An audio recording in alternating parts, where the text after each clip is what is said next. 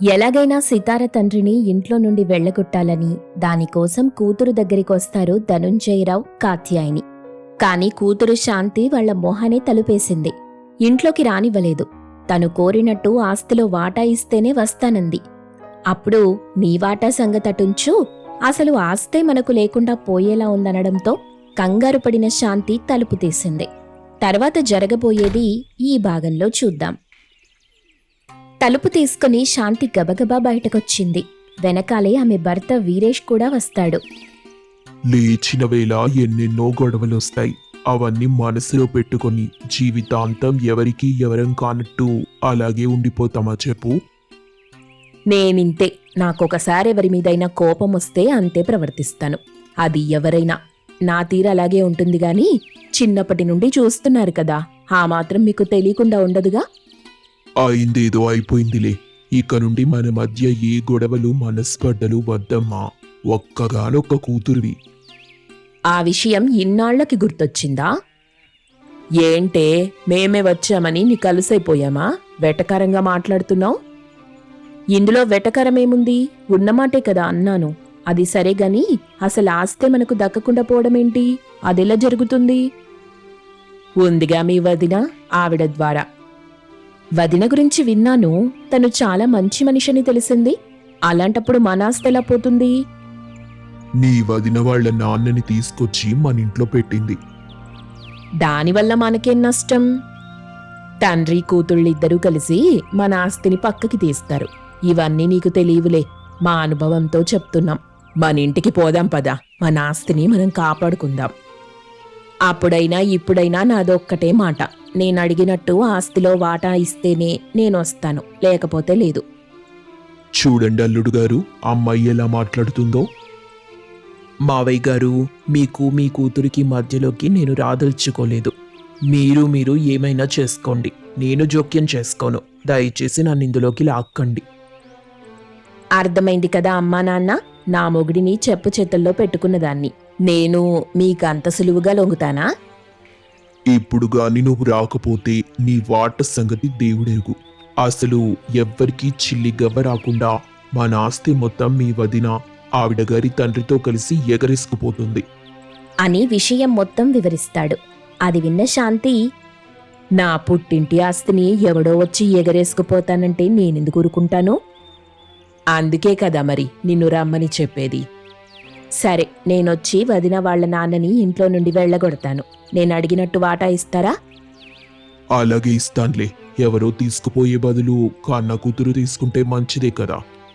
మాట తప్పరు కదా. ఒట్టు? తప్పన్లేవే, ఒట్టు. సరే అయితే పదండెళ్దాం అని బయలుదేరుతూ వెళ్ళొస్తానండి అని భర్తకి చెప్తుంది. క్షేమంగా వెళ్ళి ఆస్తితో తిరిగిరా, నా ప్రియమైన భార్యామణి. అలాగేనండి. కాత్యాయని, ధనుంజయరావు, శాంతి బయలుదేరి వెళ్ళిపోతారు. శాంతిని చూసి సంతోషంగా ఎదురొస్తుంది సితార. బాగున్నావా శాంతి? బాగున్నానొదినా. బాగున్నావా చెల్లెమ్మా? ఏదో బాగున్నానులే అన్నయ్య. ఇప్పటికైనా నేనే వచ్చాను గాని నువ్వు నా ఇంటికి రాలేదు కదా. ఈ చెల్లంటే నీకంత ప్రేమ. ఇందులో నా తప్పేం లేదు. పూర్తిగా అమ్మా నాన్న జోక్యమే. వాళ్ల మాట లెక్క చేయకుండా నీ దగ్గరికొస్తే వాళ్ళు బాధపడతారని ఇన్నాళ్ళు నీ దగ్గరికి రాలేదు తప్ప నువ్వంటే ప్రేమ లేక కాదు. సర్లే, అయ్యిందేదో అయిపోయింది. ఇక నుండైనా మంచిగా కలిసిమెలిసుందాం. బాగా చెప్పావు కాత్యాయిని. నా ఒక్కగానొక్క ఆడపడుచువి నువ్వు. మా పెళ్లికి కూడా రాలేదు. ఇప్పటికైనా నా ఆడపడుచుని చూసే అదృష్టం దక్కింది. అది చాలు. అది చాలే అంటే సరిపోతుందా వదినా? ఇంకేం కావాలో చెప్పు ఆడపడుచు. ఆడపడుచుని అర్ధముగుడంటారు, తెలుసుగా నీకు? ఓ, బాగా తెలుసు. మరైతే అర్ధముగుడికి చెయ్యాల్సిన అన్ని మర్యాదలు చెయ్యాలి. దానికేం భాగ్యం, తప్పకుండా చేస్తాను. అలా చేయటం నా అదృష్టం కదా. నువ్విక్కడ ఉన్నన్ని రోజులు నీకే లోటు లేకుండా చూసుకుంటాను. ఆ మాటకి ఇద్దరూ నవ్వుకున్నారు. సరదాగా అన్నాన్లే వదినా. ఇలాంటి సరదా ఆడపడుచు నాకు దొరకాలనుకున్నాను, అలాగే దొరికావు. నువ్వు చాలా మంచిదానిలాగా, కలుపుగోలు మనిషిలాగా ఉన్నావు వదినా. నాకెలాంటి వదినైతే రావాలనుకున్నానో అలాంటి వదినే వచ్చింది. సరే, మీరు మాట్లాడుకుంటూ ఉండండి, నాకు బయట కాస్త పనుంది, చూసుకొని వస్తాను. అని బయటికెళ్ళిపోయాడు ధీరజ్.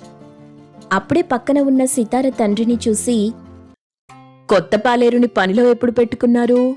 ఏయ్ పాలేరు, నా సూట్ కేస్ తీసుకెళ్లి లోపల గదిలో పెట్టు అంది పురుషోత్తంతో. ఆ మాటకి సితార మనసు చివుక్కుమంది. ఈయన పాలేరు కాదు శాంతి, మా నాన్న.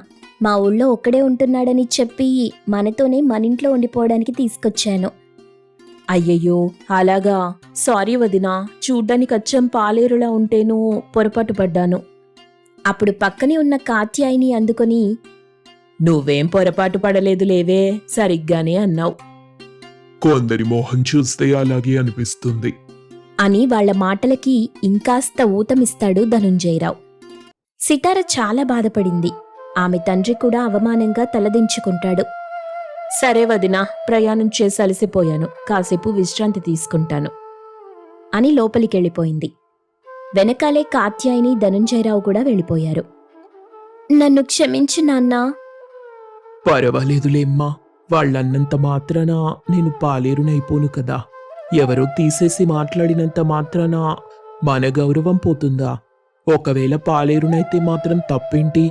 అది కూడా ఒక గౌరవమైన పని కదా. లేదు నాన్నా, నా అత్తారింట్లో నా తండ్రిని పాలేరుగా నేనెలా ఒప్పుకోగలను? నువ్వేం పట్టించుకోకమ్మా. ఏంటే, మీ వదినతో చిరుబురులాడుతూ మాట్లాడతావనుకుంటే ప్రేమగా సరదాగా మాట్లాడుతున్నావు. నువ్వు మన ఇంట్లో అడుగు పెట్టగానే మీ వదినపై నీ ఆడపడుచు పెత్తనం చూపిస్తావనుకున్నాం, కానీ మా ఉత్సాహం మొత్తం నీరుగార్చేశావు. అమ్మా, నాన్న, మీ వెనకటి కాలపు ఆలోచనలు ఈ కాలంలో పనికిరావు. మనకి పడని వ్యక్తుల మొహానే కోపతాపాలు చూపించటం, వాళ్లతో అయిష్టంగా ప్రవర్తించటం అనేది మీ కాలం వాళ్ళు చేసే పని. కానీ ఈ కాలంలో అలా ఉండదు. శత్రువుతో కూడా ప్రేమగా, సరదాగా, స్నేహంగా నటిస్తూనే అవమానించటం, దెబ్బతీయటం, హేళన చేయటం ఈ కాలపు మనుషుల నైజం. అది మీరు అర్థం చేసుకోవాలి. సర్లే, నువ్వేమైనా చెయ్యి, ఎలాగైనా ప్రవర్తించు. మాకు కావలసింది ఆవిడగారి తండ్రిని ఇంట్లో నుండి వెళ్ళగొట్టటం. నేనతన్ని వెళ్ళగొట్టను. అదేంటమ్మా ఇప్పుడు మళ్ళీ ఇలా మాట మార్చేశావు? అబ్బా, నేను చెప్పేది పూర్తిగా వినండి నాన్న, కంగారు పడకండి.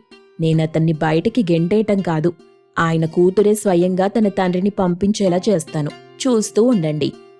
సరే సరే. ఒకరోజు పురుషోత్తం హాల్లో కూర్చొని భోంచేస్తుంటాడు. సితార వడ్డిస్తూ ఉంది. ధనుంజయరావు, కాత్యాయిని, శాంతి కూడా అక్కడికొచ్చారు. కూర్చోండి, మీకు కూడా వడ్డిస్తాను. ముందు మీ నాన్నని తృప్తిగా తిననివ్వు, తర్వాత మిగిలితే అడుగు పొడుగు మేం తింటాంలే. సితార వాళ్ల మాటల అంతరార్థం అర్థం చేసుకుంది. పెళ్ళయ్యాక కూడా పుట్టింటి మీద పడి తినే కూతుర్లని చూశాను గాని ఇలా కూతురు ఇంటి మీద పడి తినే తండ్రిని నేనెక్కడా చూడలేదు. ఇప్పుడిక్కడ మిమ్మల్ని మొదటిసారిగా చూస్తున్నాను మావయ్య గారు. ఆ మాట పురుషోత్తం గుండెని చీల్చినట్టవుతుంది. అన్నయ్య గారు, ఏంటి తింటున్నారు? ఓ, చికెనా? తినండి తినండి. మంది సొమ్ము తినడానికి కూడా అదృష్టం ఉండాలే.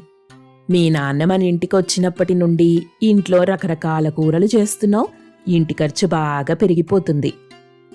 సంపాదించేది వదిన కాదు కదా, బాధ్యత తెలియడానికి.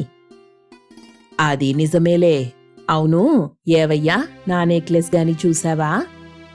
నేను చూడలేదే. ఏంటో ఈ మధ్య ఇంట్లో తరచుగా డబ్బులు, నగలు పోతున్నాయి.